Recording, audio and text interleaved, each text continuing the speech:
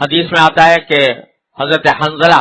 رضی اللہ تعالیٰ عنہ ایک مشہور صحابی ہیں، انہوں نے نبی کریم سرورت عالم صلی اللہ علیہ وسلم کے پاس بڑے درد دل کے ساتھ، بڑے دل کی دکھن کے ساتھ یہ ذکر کیا کہ کہنے لگے نافقہ حنظلہ، حنظلہ منافق ہو گیا، اپنے بارے میں کہہ رہے ہیں منافق ہو گیا۔ رسول کریم سرورت عالم صلی اللہ علیہ وسلم نے پوچھا کہ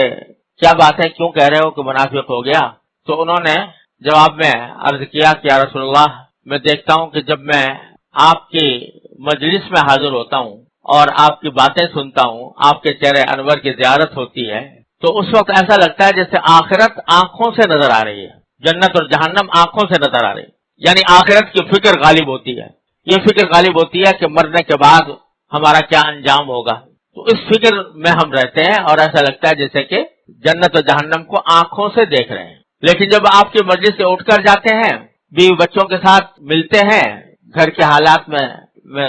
مصروف ہوتے ہیں، اپنی بیویوں کے ساتھ ملتے ہیں، تو وہ کیفیت ظاہر ہو جاتی ہے اور وہ آخرت کی فکر، آخرت کی سوچ، آخرت کی یاد دل سے مٹنے لگتی ہے۔ تو یہ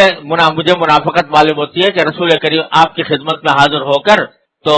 آخرت کی یاد ہے، باہر نکلے تو آخرت کی یاد ختم ہو گئی۔ تو اس کے جواب میں رسول کریم سرورت عالم صلی اللہ علیہ وسلم نے ارشاد فرمایا کہ نہیں اے حنظلہ، ساعتن فساعہ، اس کے ایک معنی تو یہ ہے کہ یہ وقت وقت کی بات ہوتی ہے، کسی وقت انسان کے دل پر اور اس کے دماغ پر آخرت کی فکر کا غلبہ ہوتا ہے، اللہ تبارک و تعالیٰ کی یاد دل میں جمی ہوئی ہوتی ہے، اور کسی وقت انسان بعض اوقات اس سے ہٹ جاتا ہے۔ ایک مطلب تو اس کا یہ ہے، اور دوسرا مطلب اس کا یہ بھی ہے کہ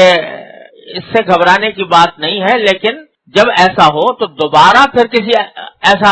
کوئی عمل اختیار کر لو جس سے کہ دل کا رخ اور دماغ کا رخ وہ اللہ تبارک و تعالیٰ کی طرف اور آخرت کی طرف، جنت و جہنم کی طرف پھر جائے۔ تو یہ تعلیم دی کہ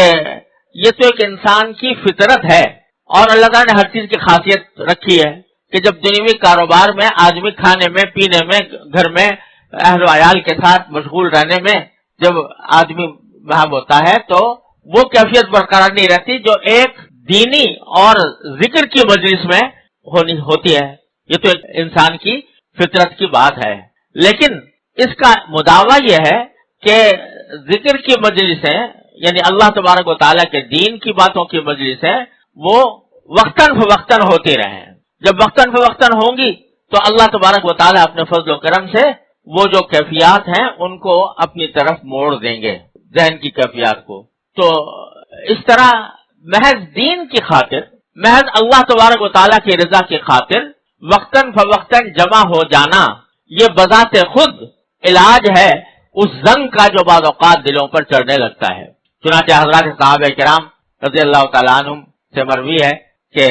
جب ایک صحابی دوسرے صحابی سے ملتے تو فرماتے اجلس بنا نؤمن ساعتن، آؤ ہمارے ساتھ بیٹھ جاؤ، کچھ دیر کے لیے ہم ایمان کی بات کر لیں، ایمان مومن ہو جائے، ایمان تو ہے تھوڑی دیر کے لیے مومن ہو جائے، مومن تو ہے لیکن مطلب ہے کہ ایمان کی باتیں کر لیں، ایمان کو تازہ کر لیں بیٹھ کر۔ تو وقتاً فوقتاً تھوڑے تھوڑے وقفے سے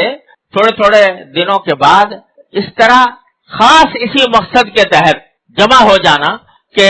اللہ تبارک و تعالیٰ کا ذکر ہوگا، اللہ تعالیٰ کے دین کی بات ہوگی، اللہ تبارک و تعالیٰ نے جو احکام دیے ہیں ان کی تعلیمات اس کا ذکر ہوگا، اور جنت و جہنم کے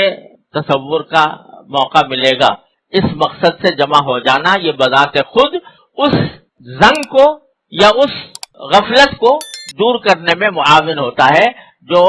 شب و روز کی سرگرمیوں میں عام طور سے دلوں میں پیدا ہو جاتی ہے۔